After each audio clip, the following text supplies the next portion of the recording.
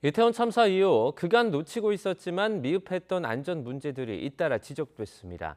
YTN이 참사 1년 만에 현장을 다시 찾았더니 개선된 부분도 있었지만 부족한 부분도 여전히 많이 눈에 띄었습니다. 윤성훈 기자입니다.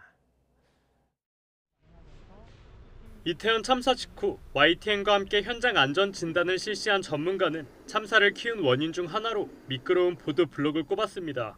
보도블록 자체도 굉장히 울퉁불퉁하죠. 외국이나 이런 데 보면 이런 게 블록 자체가 이런 미끄러운 블록이 아니라 이렇게 약간 이렇게 돌처럼 돼 있어서 미끄러지지 않게 하는 것들로 되어 있는데 여기는 그냥 물만 이제 만약에 뿌려지면은 그냥 조금 미끄러질 수 있는.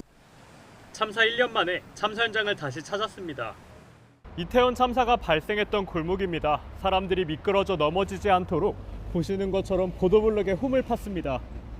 추모객을 포함해 인파가 언제든 몰릴 가능성이 크다고 봐서 서울 용산구청이 손질한 건데 똑같이 좁고 경사가 심한 다른 골목은 1년 전과 달라진 게 별로 없습니다.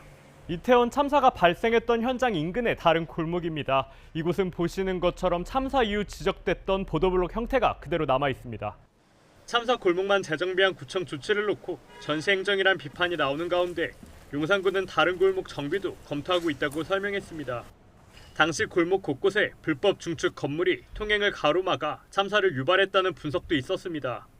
대표적으로 지적됐던 해밀턴 호텔의 불법 증축물은 그 사이 철거돼 자취를 감췄습니다. 그러나 참사 현장을 내려다보는 곳엔 불법 시설물이 그대로 있고 음식점과 술집에서 세워둔 간판이 보행을 방해하는 모습도 어렵지 않게 찾아볼 수 있습니다. 이에 대해 구청은 안전에 위해를 줄 위반 사항에는 매년 이행 강제금을 물리겠다며 남아있는 위반 건축물에 대해서도 고발 조치했다고 밝혔습니다. 이와 함께 헬로윈 축제가 주최자 없이 열렸다는 이유로 지자체가 사실상 손을 놓고 있었던 것 역시 문제였습니다.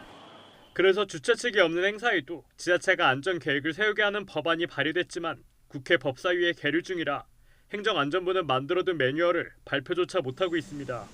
참사가 되풀이되는 걸 막기 위해 지난 1년 동안 우리 사회가 얼마나 노력을 기울였는지 의문이 남습니다. YTN 윤성훈입니다.